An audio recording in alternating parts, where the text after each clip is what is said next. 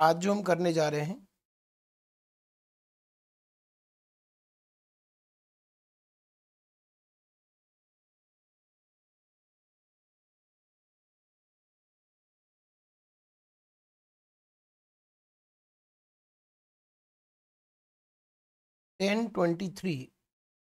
FE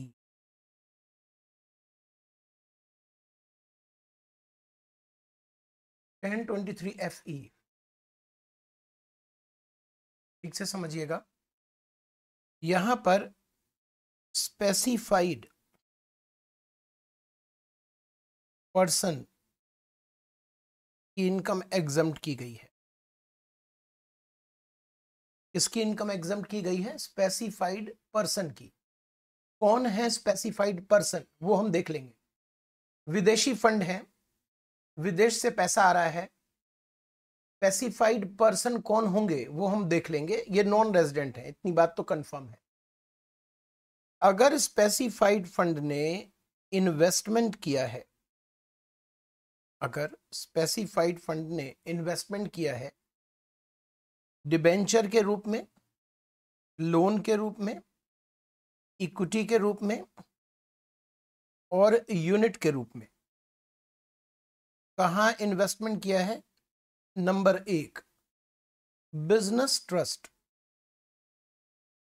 कौन से business trust? Business trust दो प्रकार के हैं। यहां पर किसकी बात हो रही है? इनविट की, infrastructure investment trust, business trust इनविट। दूसरा, अगर इन्होंने निवेश किया है नंबर 2 इंफ्रास्ट्रक्चर कंपनी में, इंफ्रास्ट्रक्चर कंपनी जिसको ATIA में आपने पढ़ा था, इंफ्रास्ट्रक्चर कंपनी, वहां इन्होंने निवेश किया है। नंबर 3 इन्होंने अगर निवेश किया है, ये ऑप्शन खोल रहा हूं मैं, स्पेसिफाइड पर्सन इन जगहों पर निवेश करेंगे तो हम कुछ एग्जम्प्ट करने वाले हैं। क्या एग्जम्प्ट होगा वो हम देख लेंगे, ठीक है।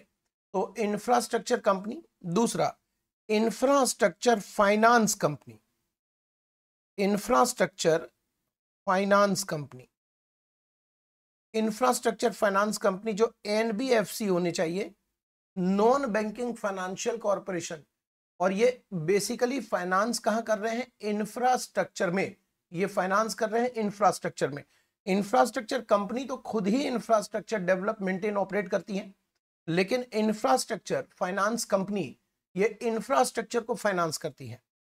नंबर 4, इनको ढेर सारे ऑप्शन दिए गए हैं। नंबर 4, चौथे नंबर पे है इंफ्रास्ट्रक्चर डेट फंड। ये फंड अरेंज किया जाता है, तैयार किया जाता है NBFC द्वारा, और इसका भी मेन ऑब्जेक्ट इंफ्रास्ट्रक्चर को डेट देना, लोन देना, फाइनेंस करना है। Number 5, alternate investment fund category 1, category 2, जिसको हम एक नाम दें तो इन्वेस्टमेंट फंड नाम दे सकते हैं। हमने पढ़ रखा है इन्वेस्टमेंट फंड। अगर इन्होंने निवेश किया बिजनेस ट्रस्ट में, कौन से बिजनेस ट्रस्ट? ये बहुत याद रखने वाली बात है। यहां पर रिट के लिए हम नहीं दे रहे हैं, इनविट के लिए दे रहे हैं। इंफ्रास्ट्रक्चर कंपनी जो ATIA में कवर्ड है, infrastructure finance company, infrastructure debt fund. अगर इनमें निवेश किया है तो एग्जम्पशन मिलेगी, और अगर आपने ऑल्टरनेट इन्वेस्टमेंट फंड 1 और 2 में निवेश किया है तो यहां एक छोटी सी कंडीशन है। क्या? एटलीस्ट 50% फंड, किसका? इन्वेस्टमेंट फंड का 50% फंड इन्वेस्ट होना चाहिए इनमें से किसी कंपनी में। तो देखिए ये बिल्कुल अलग हो गया। आप किसी भी इन्वेस्टमेंट फंड में निवेश करेंगे तो एग्जम्पशन नहीं मिलेगी। आप कौन हैं? आप कौन हैं? आप हैं स्पेसिफाइड पर्सन। आप कौन हैं? आप हैं स्पेसिफाइड पर्सन। स्पेसिफाइड पर्सन ने इन्वेस्टमेंट किया है बिजनेस ट्रस्ट में, एग्जम्पशन हम देंगे अगर वो बिजनेस ट्रस्ट इनविट हो। इंफ्रास्ट्रक्चर कंपनी में ATIA वाला, इंफ्रास्ट्रक्चर फाइनेंस कंपनी जो NBFC है, इंफ्रास्ट्रक्चर फाइनेंस डेट जो NBFC है, इंफ्रास्ट्रक्चर डेट फंड जो NBFC है। यहां पर कोई प्रॉब्लम नहीं है, यहां पर कोई दिक्कत कोई प्रॉब्लम नहीं है। 5वें नंबर में आप किसी भी, आप स्पेसिफाइड फंड हो, आप इन्वेस्टमेंट कर रहे हो, आप किसी भी alternate investment fund category 1 category 2 में निवेश नहीं करो। आप ऐसे alternate investment fund category 1 category 2 में निवेश करो जिनका निवेश यानी इन्वेस्टमेंट फंड का निवेश ऊपर के 4 में से किसी में होना चाहिए, 50% एटलीस्ट, तब ये इन्वेस्टमेंट फंड आपके लिए एलिजिबल हो जाएगा। और ऐसे इन्वेस्टमेंट फंड में अगर आप निवेश करेंगे, इन्वेस्ट करेंगे, चाहे डेट इक्विटी या यूनिट के रूप में, तो आपको हम एग्जम्पशन देंगे।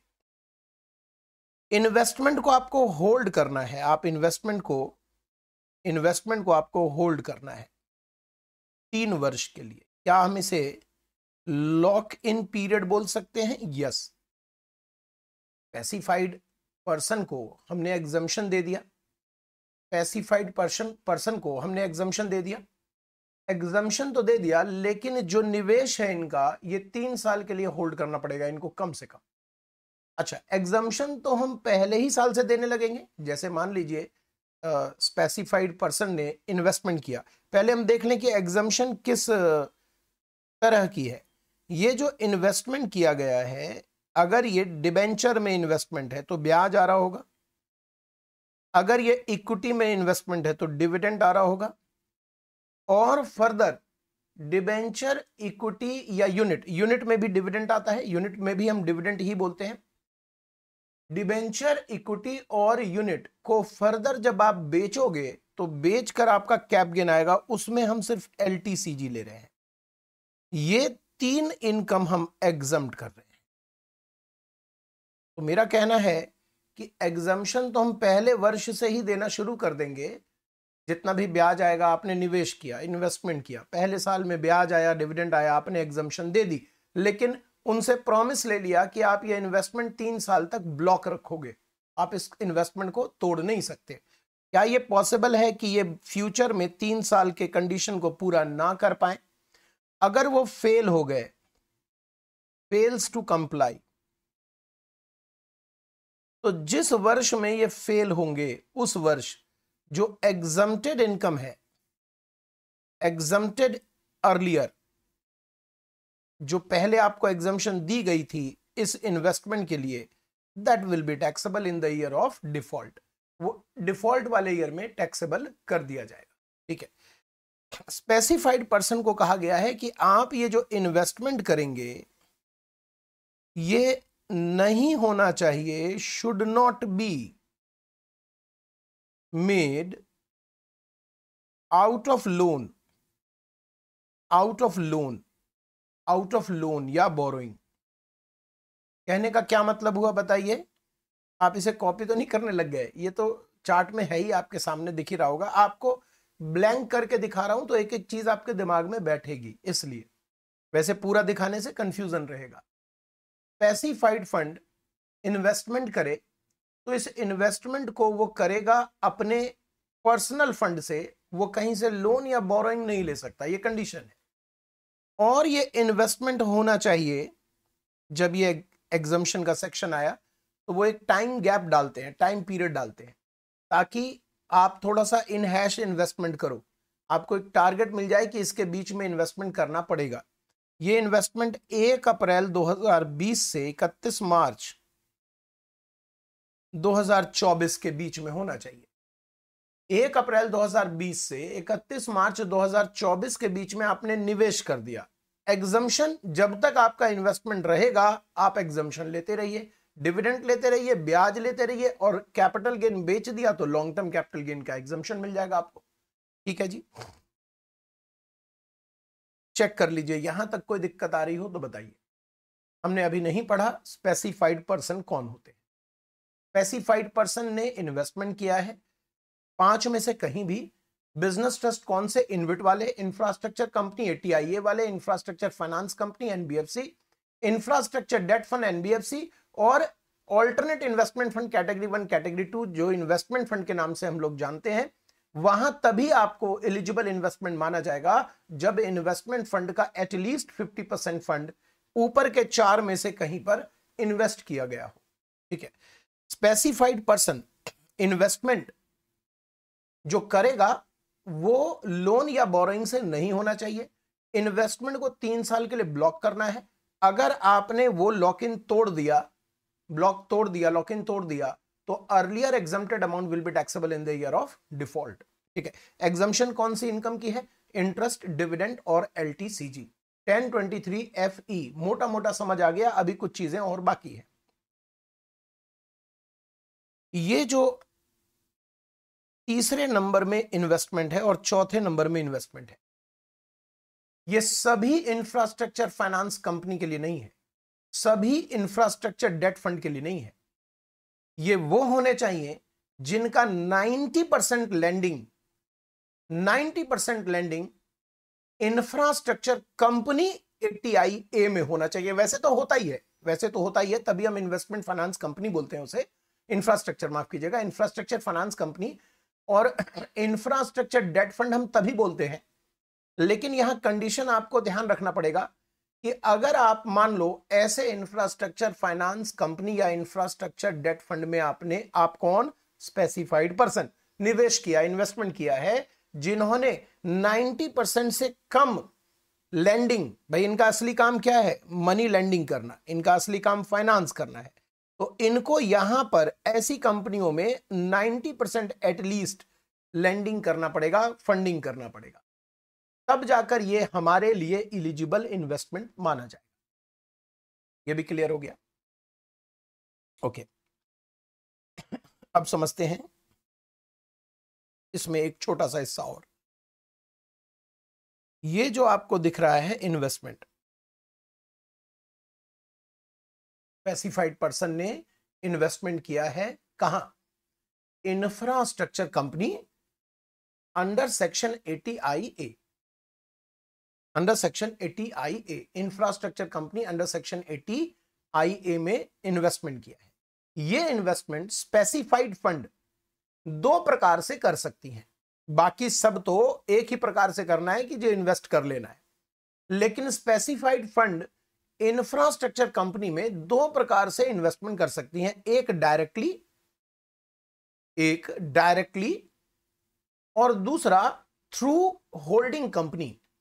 एक डायरेक्टली और दूसरा थ्रू होल्डिंग कंपनी। इसका मतलब अगर इन्होंने एक होल्डिंग कंपनी बनाई, अच्छा होल्डिंग कंपनी का मतलब तो आप जानते ही हो 50% और मोर ओनरशिप, होल्डिंग कंपनी बनाई और होल्डिंग कंपनी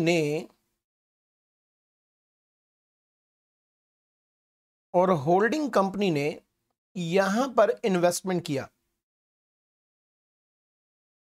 तो भी हम मानेंगे कि स्पेसिफाइड फंड ने इंफ्रास्ट्रक्चर कंपनी में ही निवेश किया है। लेकिन होल्डिंग कंपनी इंडियन कंपनी होनी चाहिए, domestic company. Holding company Indian company होनी चाहिए, वो बनाया गया हो आफ्टर 31 मार्च 2021 और मिनिमम 75% इस होल्डिंग कंपनी ने अपने फंड का इन्वेस्टमेंट इंफ्रास्ट्रक्चर कंपनी जो ATIA में कवर्ड है वहां करे, तो मान लेंगे कि स्पेसिफाइड पर्सन ने ही ये इन्वेस्टमेंट किया हुआ है। स्पेसिफाइड पर्सन या तो डायरेक्ट इंफ्रास्ट्रक्चर कंपनी में निवेश करे या होल्डिंग कंपनी के जरिए भी निवेश कर सकती है। होल्डिंग कंपनी के जरिए निवेश करने की शर्त यह है, holding company should be domestic company, holding company should be registered on or after 1st April 2021 and holding company have minimum 75% investment in infrastructure company ATIA। तब जाकर हम रहेंगे कि स्पेसिफाइड कंपनी ने ही डायरेक्टली नहीं इनडायरेक्टली इसमें निवेश किया है। ठीक है, ये सारी चीजें आपको मैंने जो यहां बताई ये यहां पर मेंशन किया हुआ है, आप चेक कर सकते हो। बस एक हिस्सा अभी पेंडिंग है कि कौन होगा स्पेसिफाइड पर्सन। बाकी सब यहां पर मैंने नोटिंग कर दी है, यहां आपको दिख रहा होगा। ये वाला जो स्टार लगा हुआ है, इस स्टार का मतलब हुआ कि डायरेक्टली और इनडायरेक्टली निवेश हो सकता है। ये जो 2 स्टार है इसका मतलब है 90% लैंडिंग होना चाहिए। और यहां पर मैंने यहीं पर मेंशन कर दिया कि इन्वेस्टमेंट फंड 50% इन्वेस्टमेंट यहां करे। अब बस आपको यह जानना है कि स्पेसिफाइड पर्सन कौन है जिनको हम ये एग्जम्पशन दे रहे हैं, और ये सेक्शन हमारा कंप्लीट हो जाएगा। मोटा मोटा आप समझो तो आपने लर्न भी कर लिया, याद भी हो ही गया होगा कई बार सुन सुन के। स्पेसिफाइड पर्सन कौन कौन हो सकते हैं, जरा इस पर आते हैं। स्पेसिफाइड पर्सन में 3 कैटेगरी बनाया गया है। एक ऐसी कंपनी जो आबू धाबी इन्वेस्टमेंट अथॉरिटी ने ओन कर रखा है, Holi own subsidiary of Abu Dhabi investment authority, जो यूएई में रजिस्टर्ड होगा। समझिएगा इसे, जो यूएई में रजिस्टर्ड होगा, और investment made out of fund owned by government of Abu Dhabi. Basically हम आबू धाबी के गवर्नमेंट को इनवाइट कर रहे हैं कि वो यहां पर ऊपर के 5 में से कहीं भी इन्वेस्टमेंट करें, हम उनकी इनकम एग्जम्प्ट कर देंगे। तो कैसे है, पॉइंट नंबर 1 समझिएगा जरा। एक कंपनी बाहर बनाई जाएगी जो आबू धाबी इन्वेस्टमेंट अथॉरिटी की होली ओन्ड कंपनी होगी, और वहां फंडिंग कहां से आया होगा, उस पैसे कहां से आए होंगे, उस कंपनी को पैसे आए होंगे आबू धाबी के गवर्नमेंट से। तब ये स्पेसिफाइड पर्सन माना जाएगा। वो जो होली सब्सिडरी है ना, जिसको पूरी तरीके से ओन कर रखा है, वो जो सब्सिडरी कंपनी है, that will be considered as specified person. Number 2, sovereign wealth fund, जिसको मैं SWF के नाम से बोल सकता हूं। ये कौन सा फंड है, पढ़िए जरा इसकी डिटेल तो आपको समझ आएगा। कोई भी विदेशी कंपनी ने इसे ओन कर रखा है, होली ओन। विदेश में इस कंपनी को सेटअप किया गया है, होली ओन्ड है गवर्नमेंट द्वारा, विदेशी गवर्नमेंट ने इसको ओन कर रखा है। तो क्या हम कह सकते हैं विदेशी सरकार की कंपनी, विदेशी सरकार की कंपनी, करेक्ट। इस कंपनी में जो भी अर्निंग है, ये कंपनी जो भी कमाती है, वो विदेशी गवर्नमेंट के खाते में जाता हो। ये कंपनी जो भी कमाती है वो विदेशी कंपनी के खाते में, विदेशी सरकार के खाते में जाता हो। और अगर ये कंपनी कल डिसॉल्व हो जाए, डिसोल्यूशन हो जाए, लिक्विडेशन में चली जाए, तो इसके सारे एसेट्स पर राइट विदेशी सरकार का होगा, और इस कंपनी को कोई भी दूसरी कमर्शियल एक्टिविटी करने का अधिकार नहीं है, और कुछ और कंडीशन पॉसिबल है जो सरकार नोटिफाई करेगी। तो समझिएगा, सॉवरेन वेल्थ फंड का क्या मतलब है, एक ऐसी कंपनी जिसे विदेशी सरकार ने होली ओन कर रखा है, विदेशी सरकार ने विदेश में इसको सेटअप किया है, विदेशी सरकार ने इसकी सारी अर्निंग लेनी है, और इस कंपनी के सारे एसेट्स पे राइट विदेशी सरकार का ही होगा। ऐसे केस में इसे हम कहेंगे स्पेसिफाइड कंपनी। और तीसरी कैटेगरी स्पेसिफाइड कंपनी की है पेंशन फंड। जैसे हमारे देश में पेंशन फंड सरकार द्वारा ही रेगुलेट होता है, वैसे ही विदेश में भी पेंशन फंड होगा। उस पेंशन फंड को हम इनवाइट कर रहे हैं कि आप यहां पर इन्वेस्टमेंट कीजिए, यहां इस इन्वेस्टमेंट से आपको अच्छी अर्निंग भी मिलेगी, रिटर्न भी मिलेगा, और हम tax advantage zero, tax advantage हम पूरा दे रहे हैं, और टैक्स आपके ऊपर जीरो लेवी किया जाएगा। तो ये कौन है पेंशन फंड, जरा समझिए। विदेश में सेटअप किया हुआ, विदेशी सरकार के कानून से सेटअप किया हुआ एक फंड, जो विदेश में टैक्स के लिए लायबल नहीं है। जैसे हम अपने पेंशन फंड की इनकम एग्जम्प्ट कर देते हैं, पेंशन फंड जो निवेश होता है उसकी खुद की इनकम एग्जम्प्ट हो जाती है, वैसे ही पेंशन फंड की इनकम, जो विदेशी पेंशन फंड है, वो विदेशी सरकार उसके ऊपर टैक्स ना लगाती हो। और कुछ और कंडीशंस जो सरकार स्पेसिफाइड करेगी, मेनली तो 2 ही है कि विदेश में सेटअप होना चाहिए, और विदेशी सरकार ने इस फंड की इनकम पर खुद के देश में टैक्स एग्जम्प्ट कर रखा हो। ये थे स्पेसिफाइड पर्सन, और ये था सेक्शन 1023 FE। बताइए, कोई डाउट, कोई क्वेश्चन तो आप पूछ सकते हैं।